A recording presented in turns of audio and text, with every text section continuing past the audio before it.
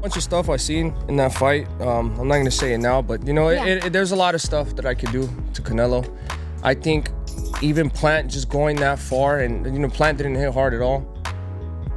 So, and he was catching Canelo with some shots. So if I could catch Canelo with the same shots, but I have much more power than Plant. So it'll be a completely different fight, but it's gonna be a fucking war. I feel like what's happening right now is he's probably getting rid of the easier opposition. You know, because with Canelo fights, he's a pay-per-view king. He sells a lot. He's like the new Mayweather. You know what I mean? Yeah. Every time he fights, he fucking sells a lot. So his last fight with Charlo, which was not, in my opinion, it wasn't a good fight. He was fighting a fighter that came up from 2 weight classes, and they still sold 700K pay-per-view buys. So I feel like he's just getting rid of the easier competition. This interview comes from a channel called The Only Kayla. It's like 45, 46 minutes. It's a pretty good channel. She does a lot of interviews with different people in the entertainment industry, not just boxing, music, movies. And she interviews David Benavidez, and David Benavidez talks about how he got into boxing and everything like that. Not a bad interview to watch. And she asked him about Canelo Alvarez. She asked David Benavidez, does he think Canelo Alvarez is scared to fight him? And Benavidez says he's taking the easy fights first. And we know easy fights translates into easy money. Some people would say David Benavidez is saying Canelo is cherry picking for what he said. Jermell Charlo came up 2 weight classes to fight Canelo, and it wasn't a great fight, as he said. And I agree with that statement. Jermell Charlo was a mismatch from the beginning. I thought so. But a lot of people fell into the PBC trap. You know, Leonard Ellaby said Jermell Charlo is the best fighter that Canelo's ever faced. And people fell into those traps, and they thought it was going to be a competitive fight.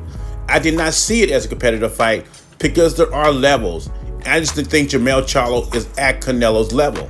And plus, he was coming up 2 weight classes. And I also agree with he says him and Canelo will be a different fight than him and Caleb Plant was.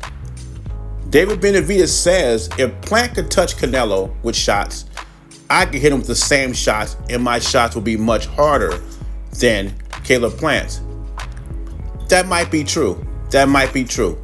But he also can be touched by Canelo, and his shots Canelo lands on David Benavidez will be harder than Caleb Plant's as well.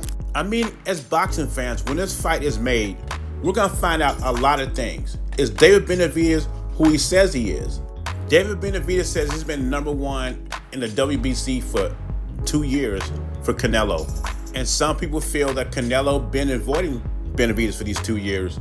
And once these two get together in the ring, we will find out what the truth is.